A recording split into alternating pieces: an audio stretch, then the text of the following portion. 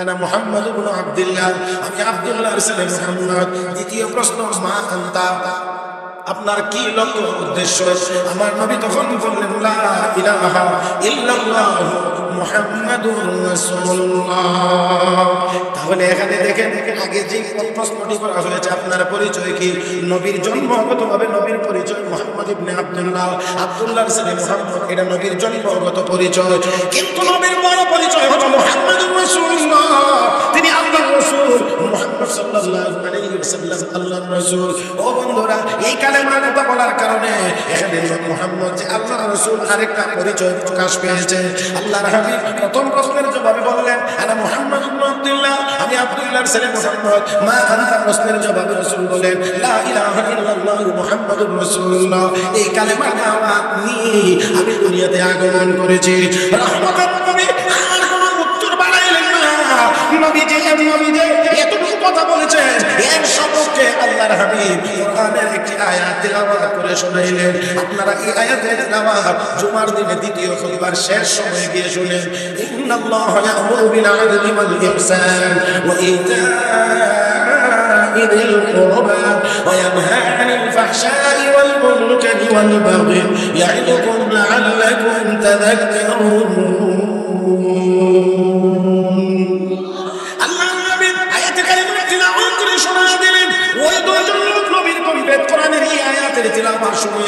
বড় প্রভাবিত হয়েছে আল্লাহর নবীর খেদমতে সবিনয়ে আবেদন করে বলছেন, ও মুহাম্মদ, হুজুরে কোন সময় সাল্লাল্লাহু আলাইহি ওয়াসাল্লাম, ও মুহাম্মদ, এমন আয়াত তেলাওয়াত করেছেন আমাদের কাছে বড় ভালো লেগেছে। আপনাকে অনুরোধ করছি, আপনি আরো কয়েকবার তেলাওয়াত করেন, যাতে আমাদের শুনে শুনে মুখস্থ হয়ে যায়, আমরাও যেন আমাদের দল নেতার কাছে গিয়ে এই আয়াতের তেলাওয়াত আমি করতে পারি, আমরা যেন তাকে করে শোনাইতে পারি।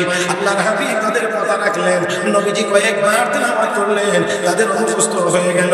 এবার দুজন গেল, যাওয়ার পরে নেতা জিজ্ঞেস করে, কি গিয়ে জিগাইলা, কি উত্তর পাইলা বলো? নেতা জিজ্ঞেস করেছি, মা আনতা, জবাব দিয়েছে না মুহাম্মদ ইবনে আব্দুল্লাহ, আমি আব্দুল্লাহর ছেলে মুহাম্মদ। জিজ্ঞেস করেছি, মা আনতা, জবাব দিয়েছে লা ইলাহা ইল্লাল্লাহু মুহাম্মাদুর রাসূলুল্লাহ। নেতাগো এই জবাব দেওয়ার পরে ওনার উপরে নাযিল হওয়া কোরআনের একটি আয়াত আমাদেরকে তেলাওয়াত করে শোনাইলেন।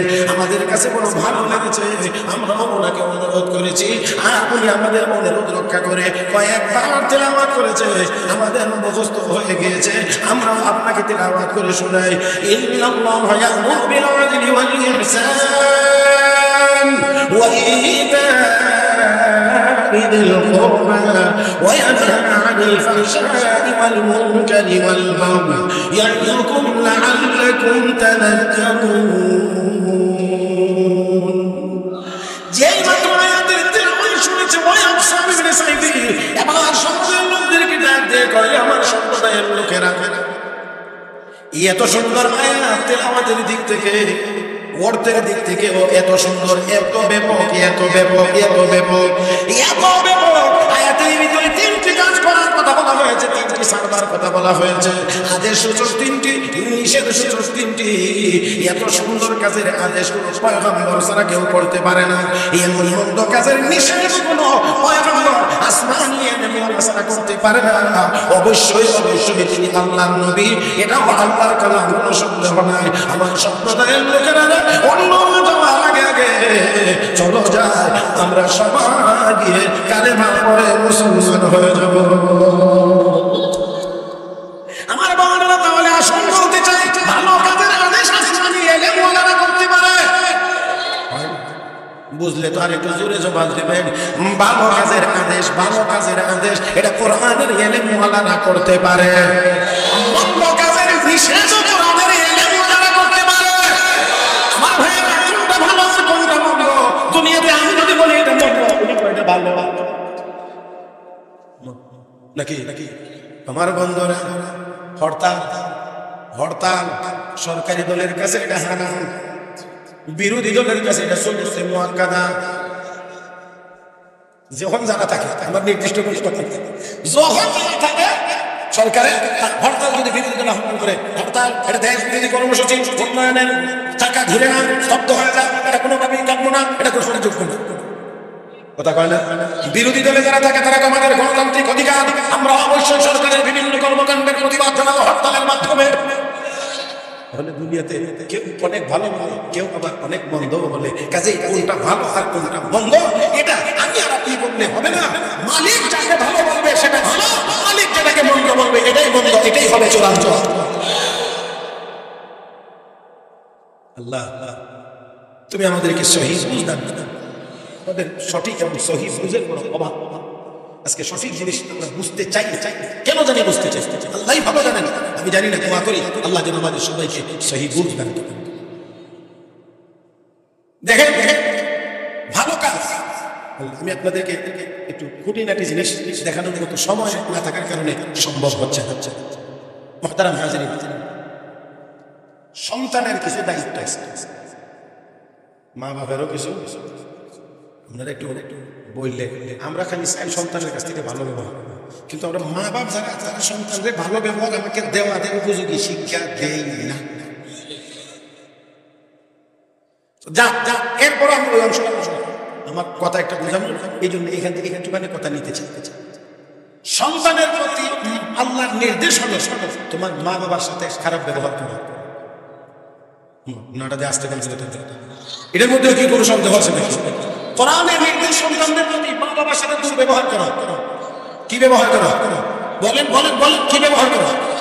وَقَضَىٰ رَبُّكَ أَلَّا تَعْبُدُوا إِلَّا إِيَّاهُ وَبِالْوَالِدَيْنِ إِحْسَانًا إِمَّا يَبْلُغَنَّ عِندَكَ الْكِبَرَ أَحَدُهُمَا أَوْ كِلَاهُمَا فَلَا تَقُل لَّهُمَا أُفٍّ وَلَا تَنْهَرْهُمَا وَقُل لَّهُمَا قَوْلًا كَرِيمًا واخفض لهما جناح الذل من الرحمة وقل رب ارحمهما كما ربياني صغيرا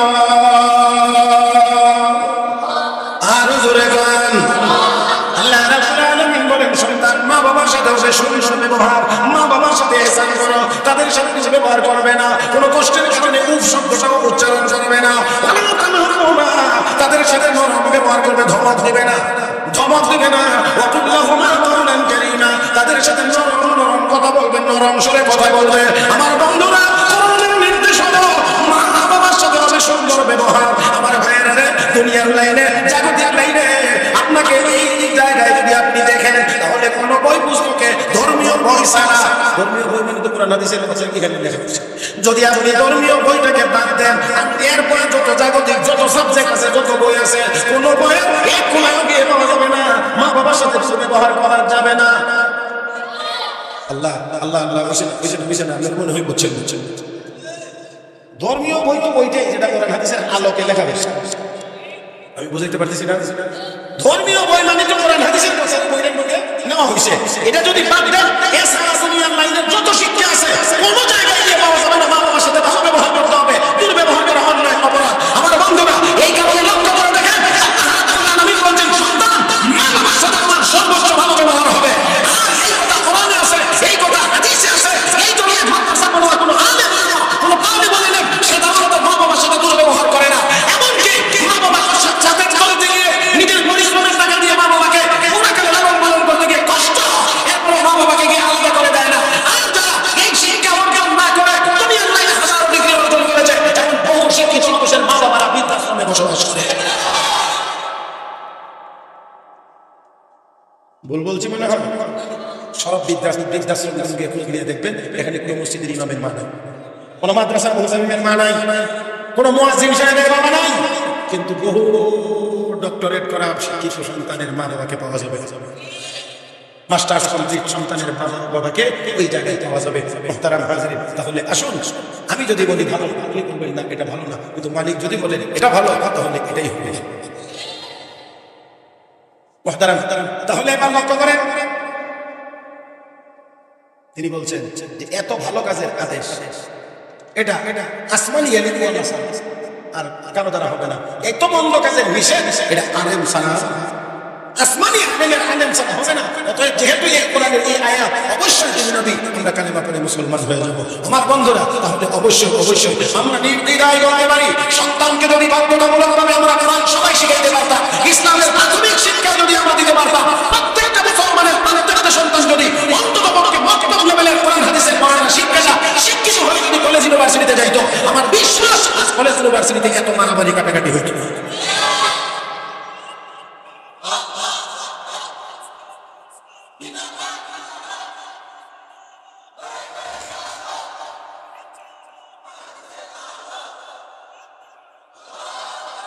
আমরা শাহজালালের দেশের মানুষ, আল্লাহু আকবারের ভলিউম কি মধুর, আল্লাহু আকবারের স্লোগান দিয়েই তো এই সিলেটের পবিত্র জায়গা অপবিত্র ভাষা ভেঙে দেওয়া হয়েছে। নাকি বুঝাইতে পারছি না? সিলেটের পবিত্র জায়গায় অপবিত্র যে ভাষা ছিল, যেই গোবিন্দের দালান ছিল, এটা তো আল্লাহু আকবারের স্লোগানের মাধ্যমে ভেঙে চুরমার করে জমিনকে পবিত্র করা হয়েছিল। সেই সিলেটের মানুষের আল্লাহু আকবার আওয়াজ এত ছোট হবে, এটা মেনে নেওয়া যায় না। আবার হবে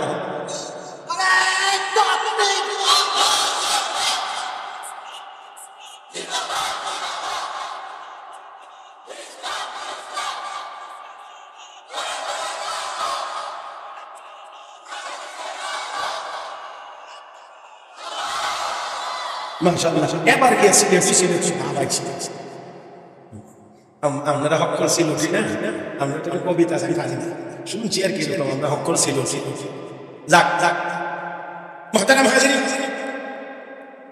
তাই আসলে আমরা কোরআনের সাথে আছি নাকি? কোরআন যাকে ভালো বলবে আমরাও তাকে ভালো বলবো, কোরআন হাদিস যাকে মন্দ বলবে আমরাও সেটাকে, এটার নামে ঈমান, এটার নামে ঈমান। কোরআন বলে হারাম, আমি যদি ওকালতি করি না এটা হারাম, তাহলে আর আপনি মুমিন থাকতে পারেন না। মনে রাখতে হবে, কোরআন বলে এটা নিষেধ, আপনি যদি বলেন অসুবিধা কি, আপনি তখন আর মুমিন থাকতে পারেন না। আপনি মনে মনে ভাববেন হুজুর নামাজ তো আমিও পড়ি, হাজার বার নামাজ আপনি পড়েন, হাজার বার না লাখো বার নামাজ পড়েন, আপনার চেয়ে শয়তান কম নামাজ আছে।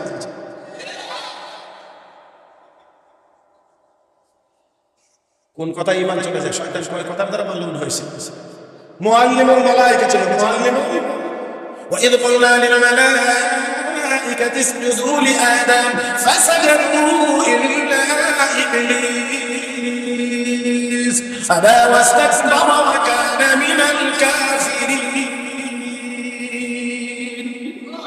আল্লাহ রাব্বুল আলামিন বললেন সবাই আদমকে সিজদা করো, সবাই করলো, একজন করে নাই, ইবলিস করে নাই। আল্লাহ রাব্বুল আলামিন জিজ্ঞেস করলেন মা মানাকা আল্লাহ তাসজুদা ইয আমারতু, আমি নির্দেশ দিলাম কোন জিনিসে তোকে বাধা দিল আদমকে সিজদা করলে না? দেখেন সে কি যুক্তি দেখায়, আনা খায়রুম মিনহু, নাউযুবিল্লাহ, আমি আদমের চেয়ে শ্রেষ্ঠ।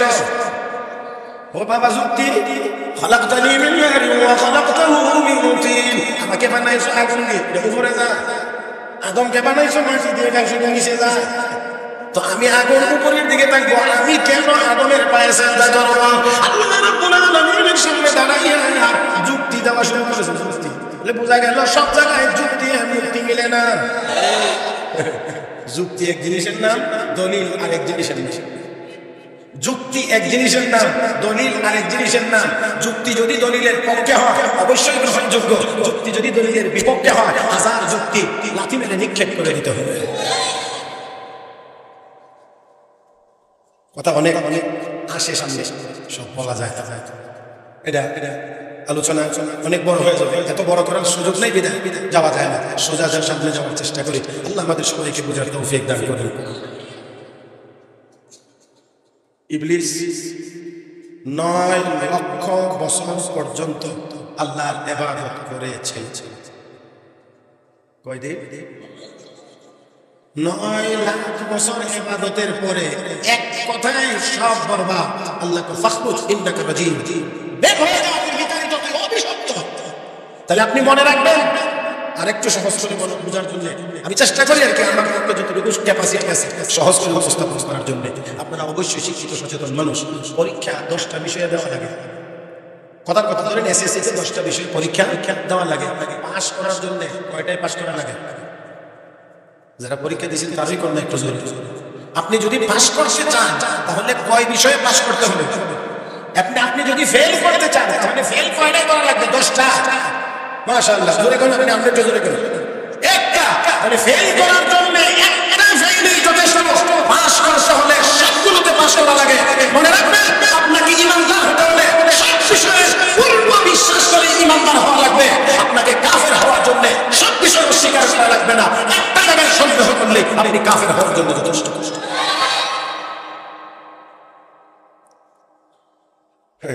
তাহাজ্জুদ 80 রাকাত, 90 রাকাত, 150 রাকাত, 250 রাকাত করেন না। আর যদি সুদের বেলা গিয়ে এটা কি, এটা না হইলে কি উন্নয়ন হবে? আপনি যদি এই সন্দেহটা পোষণ করেন যে এটা কি হারাম, তাহলেই মনে করতে হবে আপনার তাহাজ্জুদ 250 রাকাত যা করছিলেন এক কথার দ্বারা।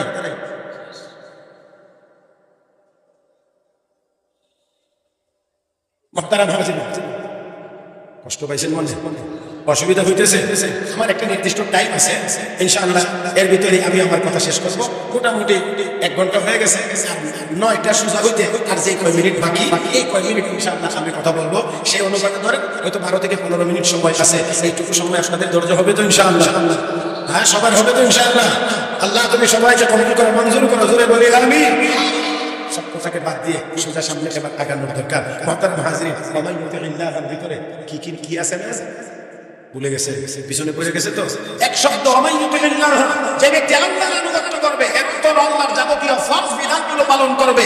ফরজ বিধানগুলো পালন করতে গেলে নামাজ পড়া যেমন ফরজ, সুদ না খাওয়া যেমন ফরজ, ঘুষ না খাওয়া যেমন ফরজ, মদ না খাওয়া যেমন ভাবে ফরজ, আমার ভাইরা উভয় প্রকার ফরজ, সবগুলোকে একসাথে করে এক শব্দের ভিতরে আমার আল্লাহ প্রকাশ করেছেন। রহমতের নবী, বিশ্ব নবী, নবী মুহাম্মদুর রাসূলুল্লাহ সাল্লাল্লাহু আলাইহি ওয়াসাল্লাম তাই বলেছেন, উতিতু জাওয়ামিআল কালিম। আল্লাহ আমাকে এমন 5টি জিনিস দান করেছেন যা পূর্বের কোন নবীকে আল্লাহ দেন নাই। এর মধ্যে প্রথম নম্বর হলো উতিতু জাওয়ামিআল কালিম। আল্লাহ আমাকে এমন সুন্দর প্রসারী বাক্য শিক্ষা দিয়েছেন যা দেখতে কোনো ছোট কিন্তু ব্যাখ্যা বিশ্লেষণ। তাহলে সফল যদি আপনাকে হওয়া লাগে তাহলে আল্লাহর ফরজ বিধানগুলো পালন করতে হবে, করণীয়গুলো করতে হবে, বর্জনীয়গুলো বর্জন করার মাধ্যমে ফরজ আদায় করতে হবে। কথা ঠিক আছে? এবার দেখেন কিভাবে। 2 নম্বর, ওয়া রাসূলুহু, রাসূলের আনুগত্য করা লাগবে। ওই ইহুদি পণ্ডিত মাত্র মুসলমান হইয়া আয়াতের তাফসীর করে ব্যাখ্যা করে বলছেন, ও নবীর সাহাবী ওমর ফারুক শুনেন, ওয়া মান ইউতিল্লাহ, আল্লাহর যাবতীয় ফরজ বিধানগুলোর সাথে সম্পৃক্ত, ওয়া রাসূলুহু, 2 নম্বর হলো রাসূলের আনুগত্য। রাসূলের আনুগত্যের অর্থ হলো সর্বক্ষেত্রে নবীর সুন্নতের অনুসরণ। কার কার কার কার কার? ও বন্ধুরা, মনে রাখবেন, সর্বক্ষেত্রে নবীর সুন্নতের অনুসরণ। আমার ভাইয়েরা, আল্লাহর হুকুম মানলে ইবাদত হয়। আমার বন্ধুরা, আল্লাহর হুকুম মানলে ইবাদত হয়। তবে কথা হলো নবীর তরিকা মানা হয়। আল্লাহর হুকুমের নাম ইবাদত, নবীর তরিকার নাম হলো সুন্নাত। কয় না আল্লাহর হুকুমের নাম ইবাদত, বন্ধুরা নবীর শিখানো তরিকার নাম হলো সুন্নাত। আর মন গড়া পদ্ধতিতে মনে যেইভাবে চায় এইভাবে ধর্মের কাজ করার নাম বেদাত। আমি আবার বলছি, আল্লাহর হুকুমের নাম ইবাদত, নবীর শিখানো তরিকার নাম সুন্নাত। মনে যেমনে চায় এমনি করার নাম হলো বেদাত। তাহলে আসুন, আগের আয়াতের ভিতরে ফরজের কথা বলা হয়েছে, আগের অংশে ফরজের কথা বলা হয়েছে, পরের অংশে রাসূলের সুন্নতের কথা বলা হয়েছে। ও বন্ধুরা, তার মানে হলো আমি আল্লাহর বিধান ততক্ষণ পর্যন্ত গ্রহণযোগ্য না যতক্ষণ পর্যন্ত আমার হাবিবের শিখানো মডেল অনুযায়ী হবে না। লেভেল লাগে না সব জিনিস, এই যে একটা পিরিজ এর মধ্যে তো একটা নিচে লেভেল আছে। এখন যদি লেভেল না থাকে না জানো এটা মুন্নসিরা এটা সাইন্স বকো এইটির নাম আমি জানি, কারণ কিছু মাথা কোন জায়গার দরকার লাগে দেখেন। যদি আপনার লেভেল লাগানো না থাকে, আপনি হাজারও বললেও কাস্টমার এই কথা বিশ্বাস করবে না যে এটা ব্র্যান্ডের, এটা অমুক দামি কোম্পানির। আপনার বিশ্বাস করবে না, গ্রহণযোগ্য হবে না। আপনি হাজারও চেষ্টা দিতে পারেন, হাজারও নবীর উপরে দরুদ ও সালাম পেশ করতে পারেন, কিন্তু যদি আমার নবীর শিখানো তরিকা মোতাবেক না হয়, আমার মালিক বলবেন তোর এটা আমার নবীর লেভেল নাই, গ্রহণযোগ্য না।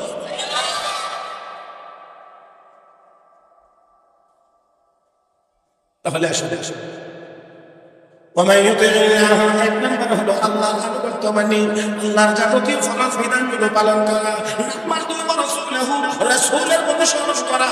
আমার বন্ধুরা, আমার শাইখ মুর্শিদ হযরত শাইখ দেওয়ানা দামাত বারাকাতুহু তিনি প্রায় একটি কথা বলেন, সেটা হলো যে এখন উম্মতের অভাব নাই, উম্মত আছে কিন্তু সুন্নাত নাই। উম্মত আছে সুন্নাত নাই, আর যেই উম্মত হবে সুন্নাত হবে না, এই উম্মতের কোনো দাম। ও মুসলমান, সুন্নতে মানুষকে দামি বানায়, লেভেলে মানুষকে দামি বানায়। বন্ধুরা, সাধারণ মানুষ আমরা সবাই, কিন্তু একটা পোশাক গায়ে দিলে এমনি রাস্তা দিয়ে হাঁটলে যদি টোল জ্যাম কোনিও লাগে, কিন্তু যার গায়ে পুলিশের ইউনিফর্ম আছে এই বেটার কাছে দিয়ে যাবেন কোনি দিতে। যদি কালো কাপড় পরে তাহলে বুঝি রে আবার আর বাসার দূরে দিয়ে কয় না। হে মুসলমান, তাহলে বুঝা গেল ইউনিফর্মের অবশ্যই দাম আছে। সুন্নাত মানে হলো আমার আপনার ইউনিফর্ম। আবার আরেকটা সূক্ষ্ম কথা বলে খেয়াল করতে হবে, কালেমার মধ্যে দুই অংশ। প্রথম অংশ হলো লা ইলাহা ইল্লাল্লাহ, দ্বিতীয় অংশ হলো মুহাম্মাদুর রাসূলুল্লাহ। লা ইলাহা ইল্লাল্লাহ হলো আমার আপনার জীবনের উদ্দেশ্য, মুহাম্মাদুর রাসূলুল্লাহ হলেন আমার আপনার জীবনের আদর্শ। লা ইলাহা ইল্লাল্লাহ মানে আল্লাহ ছাড়া আর কোনো মাবুদ, এটাই আমার আপনার জীবনের মূল উদ্দেশ্য। যা কিছু করবো আল্লাহর জন্য করবো। ও বন্ধুরা, আর আদর্শ হলো মুহাম্মাদুর রাসূলুল্লাহ। যা কিছু করবো মুহাম্মাদুর রাসূলুল্লাহর আদর্শ মোতাবেক করবো। আমার আল্লাহ বলেন, ওয়া মান ইউতি'িল্লাহ ওয়া রাসূলাহু, রাসূলের অনুসরণ, রাসূলের ইউনিফর্ম তোমার মধ্যে থাকতে হবে। ও বন্ধুরা, ইউনিফর্ম থাকলে অনেক সুবিধা পাওয়া যায়। কয় না দেখেন, সাধারণ পোশাকে যদি যায় তাহলে একটা লোক যদি একটু মাইট করে খেলায় পরে গিয়ে জানা যায় এটা অনেকবারের দারোয়ান, এর একটা পোশাক থাকে। এবং জানি গেটম্যান পোশাকটা গায়ে দিয়ে রাখবে না, পোশাকটা গায়ে দিয়ে রাখবে, বুঝতে পারছো? আমি একটু দূরে বলছি আর কি, শুধু কথাটা বোঝানোর জন্য। আমার ভাইয়েরা অনেক এই জন্য এই ইউনিফর্মের অনেক মূল্য। কয় না আসে না মোহতারাম হাজিরিন, পুলিশের ছুটিতে যায় না বাড়িতে, তখন কিন্তু পোশাকটা তখন কিন্তু সাধারণ, কিন্তু যখন গায়ে দিবে পোশাক তখন কিন্তু সে পুলিশ। তার সাথে কথা বলতে আপনাকে সতর্ক হয়েই কথা বলতে হবে, কারণ তখন সে সরকারি কাজে দায়িত্বে নিয়োজিত। কথা ঠিক না? তাহলে দুনিয়ার জীবনে যদি এই ইউনিফর্মের মূল্য হয়, তাহলে মুহাম্মদুর রাসূলুল্লাহ সুন্নতি ইউনিফর্ম হলে কিছু মূল্য নাই না আছে, আসতে পারেন নাই না আছে। এই মনে একটা কথা বললেই মনে হয় টাইম শেষ হয়ে যাবে, আলোচনাও শেষ করতে হবে। রাসূলের 10 বছরের খাদিম হযরত আনাস ইবনে মালিক রাদিয়াল্লাহু তাআলা, কয় বছর? 10 বছর নবীর খেদমত করেছেন। বাচ্চা হযরত আনাসের মা ধরে নিয়ে আসছেন নবীর খেদমতে। আইনা হযরত নবীর কাছে কইছে, খুয়াইদিমুকা ইয়া রাসূলুল্লাহ, উদউল্লাহ লাহু। নবী গো, আপনার জন্য একটা ছোট্ট খাদিম আছে, আপনি একটু তার জন্য দোয়া করেন। খাদেমের তাসবিহ খুয়াইদিম মানে ছোট খাদেম, ছোট বয়সে কম। রহমতের নবী রহমতের হাত মাথায় রেখে চারটা দোয়া করেছে, আল্লাহুম্মা বারিক ফি মালিহি ওয়া ওয়ালাদিহি ওয়া আতিল উমরাহু ওয়াগফির যামবাহু। কয়টা? চারটা দোয়া। চারটা দোয়া যে নবী পড়ছে, কি হয়েছে, কবুল হয়েছে না হয়েছে না, বাস্তবায়ন হয়েছে না হয়েছে না, এটা বলার মতো টাইম এখন নাই। শুধু আমি আমার কথা বলতে চাই, মুহতারাম হাজিরিন। তো হযরত আনাস নবীজির 10 বছরের খাদেম। দেখেন নবীর খেদমত করছে। হযরত আনাস বলেন, আমি 10 বছর নবীর খেদমত করছি। কোনোদিন আমারে কইছেন এই কাজটা আনাস কেন করলাম? কোনোদিন রাসূল এই কথা বলেন নাই, আনাস এই কাজটা কেন করলা না? এতটুকু ধমক কয়দিনে? 10 বছর। ওয়া শুনেনি আপনারা? কয়দিনে ধমক দেন নাই?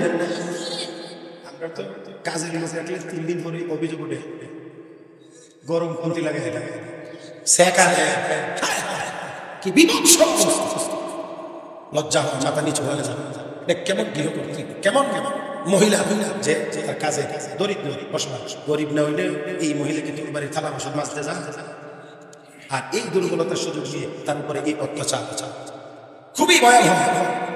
মুহতারাম হাজিরিন, রহমতের নবী 10 বছরের খেদমতের জীবনে হলো নামাজ বলেন আমাকে 10 বছরের ভিতরে রাসূল কোনদিন ধমক দিয়ে বলেন নামাজ এটা কি করছো, এটা কেন করো না?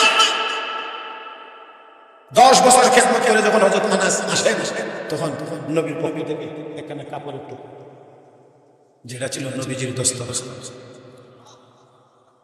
এটা দিয়ে বলছেন আনাস এই নাও এটা তোমাকে হাদিয়া দিলাম।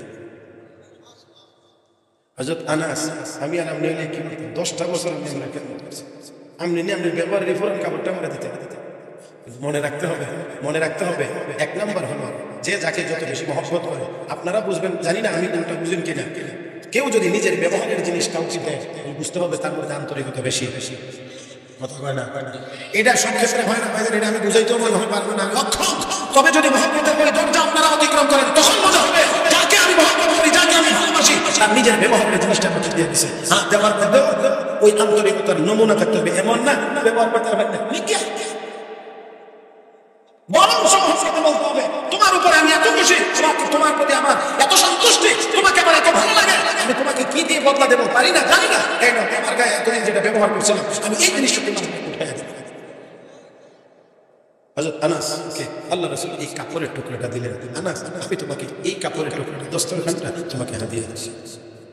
মহব্বতে ভরপুর 2 নম্বর হলো যার দস্তরখান তিনি তো রহমতের কেন্দ্রবিন্দু রহমতের নবী বরকতের কেন্দ্র বরকতি নবী আমার ভাইরা আনাস বরকতের জন্য সাদরে মনের আনন্দে এটা গ্রহণ করেছেন শুধু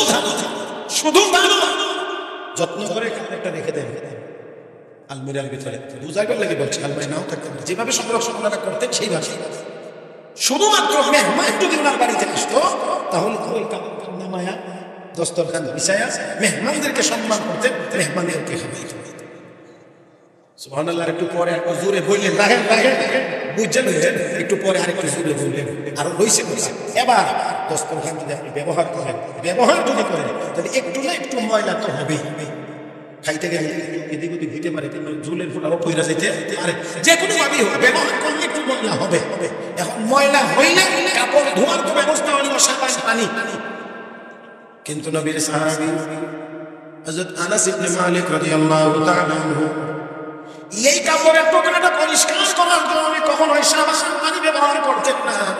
হযরত আনাস এই কাপড়টাকে বিশেষ পদ্ধতিতে আগুনের মধ্যে নিয়ে ধরতেন আগুনে কাপড় জ্বালাইতো না ওয়াশ করে আনাসকে কাপড় ফেরত দিত। এত আস্তে বললেন আরে মুসলমান বাড়ি এসে খাওয়াইলেন মতো বড় দস্তরখান নামক এই কাপড়টা বিশেষ পদ্ধতিতে আগুনের মধ্যে ধরেছে আগুন জ্বালায় না ময়লা আসলে পরিষ্কার হয়ে গেলে ফেরত নিয়ে আসলেন আনাস আশ্চর্য হয়ে মেহমানেরা বলে কওমে গুফতান এই সাহাবী আজিজ কওমে গুফতান এই সাহাবী আজিজ মিনাস মুজাদ ওয়া মুনাব্বা গাশতিনিস এ নবীর সাহাবী আনাস কাপড় আগুনের মধ্যে ধরলে আগুন জ্বালায় দেওয়ার কথা কিন্তু আপনি কাপড় আগুনের মধ্যে ধরলেন জ্বালাইলো না ওয়াশ করে ফেরত দিল বুঝতে পারলাম না। হযরত আনাস ইবনে মালিক বলেন ও মেহমানেরা কাপড়ের পরিচয় শুনেন এই কাপড় এটা সাধারণ কোনো কাপড় না রাহমাতুল লিল আলামিনের ব্যবহার করা দস্তরখান আর রাসূলের আনাস বলেন এটা সাধারণ কোনো কাপড় না এটা আল্লাহ রাসূলের ব্যবহার করা দস্তরখান। এই মেহমানেরা এই কাপড়ের টুকরাটা বিছাইয়া আমার নবী খানা খেতেন আর মাঝে মাঝে আমি দেখতাম নবীজি কাপড়ের কোনা একটু আঙ্গুল পেঁচা কাপড় দিয়ে আঙ্গুলটা পেঁচাইয়া নবীজি তার ঠোঁট মুবারক মুছতেন। আমার ইয়াকিন বিশ্বাস হয়ে গিয়েছে যেই কাপড়ের সাথে নবীর ছোঁয়া লেগেছে এই কাপড় দুনিয়ার কোনো আগুন জ্বালাইতে পারে না। এই জন্য আমি আগুনের মধ্যে দিলে আগুন ওয়াশ করে ফেরত দেয়। আল্লামা জালালউদ্দিন রুমি রাহমাতুল্লাহি আলাইহি এই ঘটনা বর্ণনা করে বলেন রে দুনিয়ার মানুষ বিশ্ব নবীর ছোঁয়া লাগার কারণে যদি কাপড় আগুনে জ্বালায় না আগুন যদি ওয়াশ করে ফেরত দেয় তাহলে বিশ্ব নবীর সুন্নতি ইউনিফর্ম যাদের গায়ে থাকবে টুপি থাকবে দাড়ি থাকবে মেসওয়াক থাকবে পাগড়ি থাকবে সুন্নত লিবাস থাকবে জীবনের সব সময় সুন্নতের উপরে আমল থাকবে এবং সুন্নত ওয়ালা ইউনিফর্ম ওয়ালাদেরকে আসরের দিন জাহান্নামের আগুন জ্বালাইতে পারবে না। সুন্নতের অনুসারী যারা হবে তাদেরকে জাহান্নামের আগুন জ্বালাইতে আমার ভাইরা তাহলে আসুন এক নম্বর হলো আল্লাহর আনুগত্য মানে আল্লাহর সকল ফরজ বিধানগুলি পালন করা ও রাসূলের আনুগত্যের অর্থ হলো যাবতীয় বিধানের ক্ষেত্রে আমার নবীর শিখানো তরিকা অনুসরণ করা। এবার বলেন খাইতে গেলে নবীর সুন্নাত বসতে গেলে হাঁটতে গেলে শুইতে গেলে টয়লেটে গেলে বের হয়ে আসলে মসজিদে ঢুকতে মসজিদে থাকতে, মসজিদ থেকে বের হইতে, জুতা খুলতে, জুতা পড়তে। এমন আরেকজন নেতা পৃথিবীতে ভাইবে না যে সব জায়গায় ওনার আদর্শ আছে। মাশাআল্লাহ মোনা তাকে বুঝে চিন্তা অমুক মনে এটা আরেক দিকে দুনিয়ার জগৎ খারাপ হয় না আমার বান্ধব। কিন্তু আমার আপনার নবী রহমতের নবী, আপনি টয়লেট বাথরুম থেকে শুরু করে যদি আন্তর্জাতিক পরিমণ্ডল পর্যন্ত যাবেন দেখবেন আদর্শ এবং সুন্নাত সেখানেও বিদ্যমান। এই জন্য আল্লাহ রাসূল তার স্ত্রীদেরকে বলে দিয়েছেন, এই আমার স্ত্রীরা গোপনে এবং প্রকাশ্যে তোমরা আমার কাছ থেকে যা পাও উম্মতের সামনে শিখবার জন্য সব প্রকাশ করো। কারণ তোমরা তো আমাকে নির্জনেও দেখো, সবাই তো নির্জনে দেখে না। আমি বাহিরে কি করি সাহাবীরা দেখে, ঘরের ভিতরে কি করি এটা তো আর সাহাবীরা দেখে না, অন্য কেউ দেখে না। এই জন্য তোমরা আমাকে নির্জনে নির্জনে রাত্রে দিনে আমার কাছ থেকে যা তোমরা দেখো উম্মতকে শেখানোর জন্য তাকে প্রকাশ করে। তার মানে হলো স্বামী তার স্ত্রীর সাথে কিভাবে শুইবে, কিভাবে ব্যবহার করবে, এটাও তোমরা উম্মতের সামনে প্রকাশ করে দাও, যাতে আমার আদর্শ জানতে চাও। আমি আর কথা বাড়াইতে পারিতে বিদায় আন্তরিক দুঃখিত বলছিলাম, আমার টাইম শেষ হয়ে যাবে, তো মোটামুটি 60 মিনিট অতিক্রম করছে একটু। তাই আসলে ছিলাম কয়টা গুণ লাগে, কয়টা, হ্যাঁ কয়টা, 4টা, তাই না? বলছি কয়টা খুব বড় করে, আর মোটামুটি আরো 2টা রয়েছে না। আবার আগামী বছর দাওয়াত না দিলে, আমিও যদি দাওয়াত না রাখি তাহলে আপনারা এই 2টা আমার দোকান থেকে শোনা হবে না। এই জন্য একটু বিশ্লেষণ নাই, শুধু হেডলাইনটা বলে দেয়, কথা বলছেন না? তাহলে অন্তত আলোচনাটা একটা কমপ্লিট হবে। এই জন্য 1 নম্বর আল্লাহর ফরজ বিধান পালন করা, 2 নম্বর নবীর সুন্নাত মোতাবেক চলা, 3 নম্বর ওয়ায়াখশাল্লাহ আল্লাহকে ভয় করা। এই ভয়ের সম্পর্কটা হলো অতীতের গুনাহের সাথে। ওই ইহুদি পণ্ডিত এই আয়াতের ব্যাখ্যা করে ওয়ায়াখশাল্লাহ সম্পর্ক হলো অতীতে করা গুনাহ করে আল্লাহর আযাবকে ভয় করা। এর সামনে আমি অনেক গুনাহ করেছি, আমি যদি আল্লাহর আযাবের ভয় পাই, যদি সত্যিকার অর্থে ভয়ই পাই, তাহলে নিশ্চয়ই এই আযাব থেকে বাঁচার জন্য আল্লাহর কাছে কথা বলবো, আল্লাহ আমি ভুল করছি, গুনাহ করছি, মাফ করে দাও, আমার এই আযাবে দিও না। এটার নাম হলো তওবা। তার মানে ওয়ায়াখশাল্লাহর অর্থ হলো অতীতের করা গুনাহের উপরে লজ্জিত হয়ে আল্লাহর আযাবের ভয়ে তওবা করা। 4 নম্বর হলো এটার অর্থ আল্লাহকে ভয় করা, তবে এটা হলো ভবিষ্যতের গুনার সাথে সম্পৃক্ত।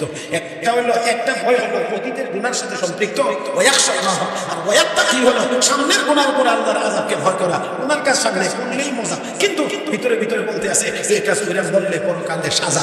ওই সাজার ভয়ে দুনিয়ার নগদ মজাটাকে ছেড়ে দেওয়ার নাম হলো তাকওয়া। তাহলে এবার চিন্তা করে দেখেন 4 গুণের ভিতরে সব আসেনি। আল্লাহর সংবিধান মানো, আল্লাহর সুন্নাত মোতাবেক চলো, এরপরে যদি কোনো কারণে লঙ্ঘন হয়ে যায়, ত্রুটি হয়ে যায়, তাহলে হয়ে যাওয়া ওটার উপরে আল্লাহর আযাবের ভয়ে কান্দো, তওবা করো। সামনে গুনার কাজ চলে এসেছে, বললে মজা লাগবে, কিন্তু পরকালে সাজা আছে, সাজার ভয়ে গুনার কাজটা ছেড়ে দাও। এই 4 গুণ যদি হয়, তাহলে কোরআন হাদিসের আর কোনো কিছু বাকি থাকে না। আমার ভাইয়েরা, আল্লাহ বলেন এই 4 গুণ যাদের মধ্যে হবে, উলাইকা হুমুল ফাইজুন, আল্লাহ বলেন তারা হবে সফল। দুনিয়াতে আংশিক সফলতা অর্জন করবে, পরকালে জান্নাত অর্জনের মাধ্যমে পরিপূর্ণ সফলতা অর্জন করবে। আল্লাহ রাব্বুল আলামিন আমাদের সবাইকে এই 4 গুণে গুণান্বিত হয়ে দুনিয়া আখিরাতে সফল হওয়ার তৌফিক দান করুন। সবাই বলি আমিন ইয়া রাব্বাল আলামিন। সুবহানাল্লাহি ওয়া বিহামদিহি, সুবহানাল্লাহিল আযীম, সুবহানাল্লাহি ওয়া বিহামদিহি।